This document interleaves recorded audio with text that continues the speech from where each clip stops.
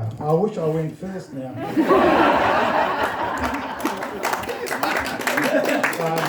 Yeah, Kaukaki versus school teacher, no contest. Welcome everyone. Thanks for making the effort to come today to help celebrate Abby and Matt's special day. Great to see Harry got the right day as well.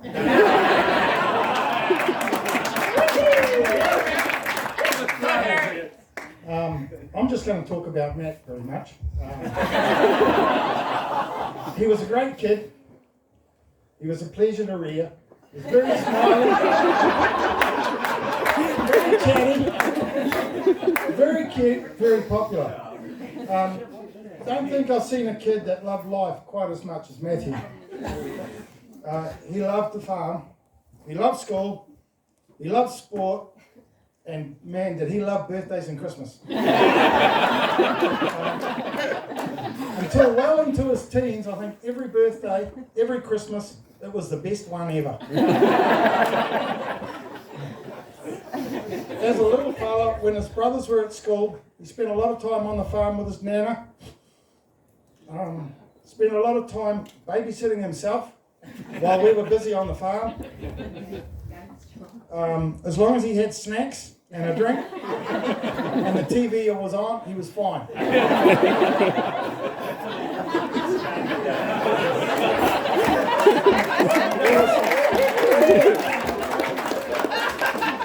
There was one day though that there was a bit of a malfunction and Karen left him, which was supposed to be for half an hour, while we finished milking and got him from the shed, me and his nana. And we had a problem on the farm, can't remember what it was, but after milking we shot off to sort it, got home, and the car wasn't there. Went inside and the TV's going, walked into the lounge and here's Matthew sitting in front of the TV, and I said, "Where's Mum?" He says, "Oh, she's in town." I said, "How long she been gone?" He says, "Half an hour." And I says, "Oh, thank God for that." You know, when Karen got home, she'd been gone for 3 hours. So, yeah, Matthew, he was about 3 at the time.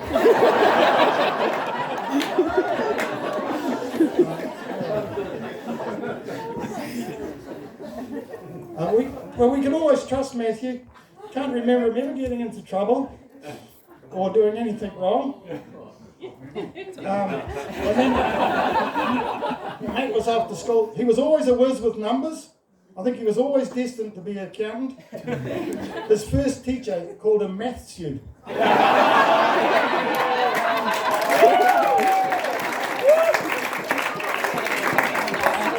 And when we were going to sport or going anywhere in the car, we always had to do times tables.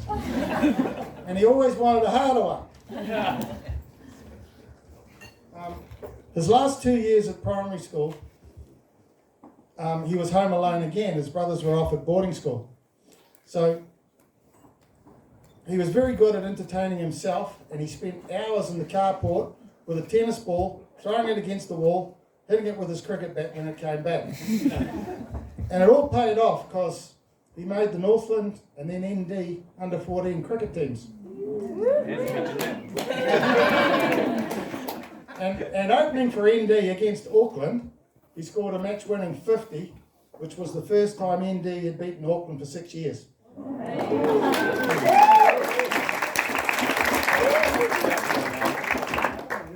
Then he was off to grammar. Loved the hostel life, made easy by his big brothers being there. After sitting the streaming exams, he started out in C, which we thought was pretty good for a little country boy from Tangi. Matt always tried hard. Didn't matter what it was, he wanted to win or to get better. Matt being Matt, he just kept working away, and by year 12 he was up an A. When Matt was a little fella, an athlete he was not. He was the hand-eye guy. But by the time he got to sort of year 13, he developed into a pretty handy hooker and made the under 85 rugby team, and they won the comp. Then after school, he followed his big brother's lead and wanted to go to England for a gap year. So off he went. Gap year? And on coming home, he was off to uni. My grandfather always said, better to be born lucky than rich. This is when I think his luck started to kick in. Matt got accepted into the Selwyn Hall of Residence, which was his first choice, and I think most of his friends now were either at Selwyn, friends of someone at Selwyn, or partners of someone at Selwyn. And after meeting you fellas last year at Matt's 30th, I think they are very lucky to have such a great bunch of friends. What I didn't know was Selwyn was a bit of a dumping ground for ex-head and deputy head boys and girls. And he just snuck in because he was head of the grammar hostel. After uni, Matty started his career as an accountant in Dunedin, and after a bit moved to Christchurch. While there, he played a bit of rugby, a bit of cricket, took up squash, which he got to a pretty good level at very quickly.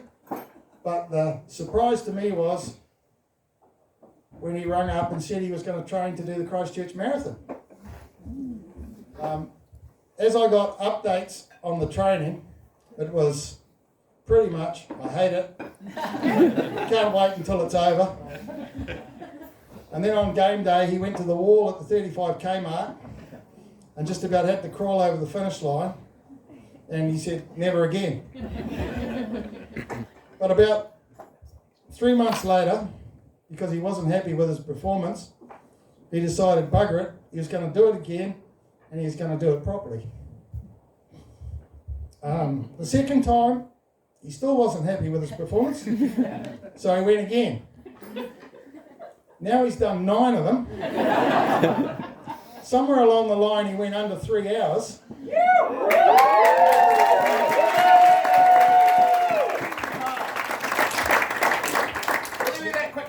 Which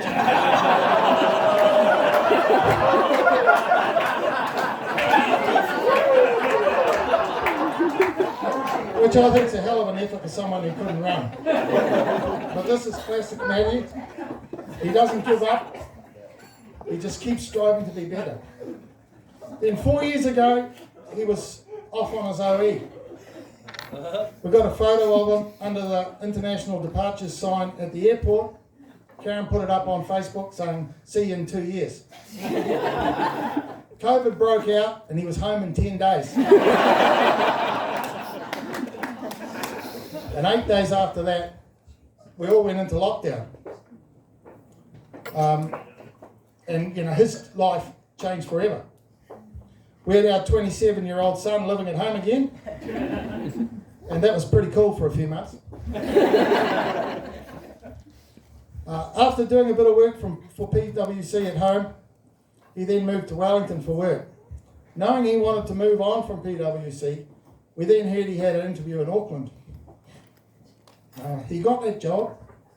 It's still his job at Hydroflow. So he was off to Auckland. Soon after, we heard he was seeing a girl. Her name was Abby. She was a doctor, and we're like, what the hell is it with our boys and doctors? We've already got doctors. So this is where luck and timing comes into life. When you're looking for a job or a partner, they have to be looking when you're looking. And remember, he was supposed to be in England. So he's got a lot to thank COVID for. Pretty soon we got to meet Abby. And she was lovely. Yeah. Very easy to have around, very easy to be around, very natural, very down to earth. And she has fitted into our family perfectly. It has been great how you have involved Karen in all the wedding build-up stuff. And that has been much appreciated. Something she didn't think she'd get to do, having 3 boys. When Auckland went into lockdown, Matt and Abby moved to her mum and dad's place at Waiuku. And poor old Tina and Colin had Matt come to stay. If they didn't know him very well before, they certainly would have after. Because Matt's got a bit of his nana in him and he doesn't mind a chat.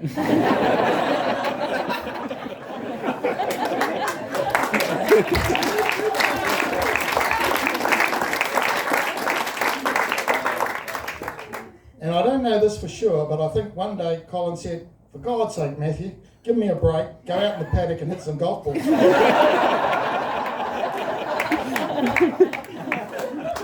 Because while he was down there, he took up golf and he got the bug, and then he got the bug real bad.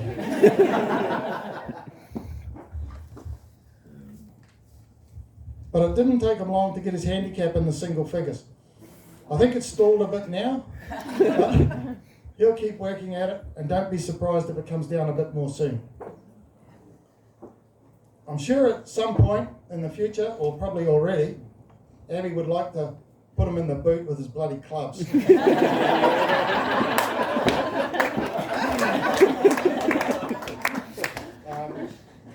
and me both then.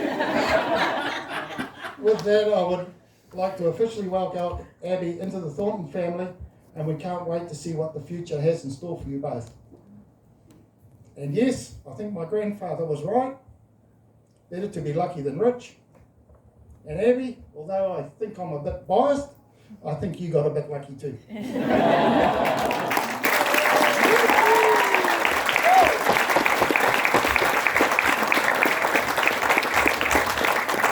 So with that, I'd like you to be all upstanding and drink a toast to the bride and groom.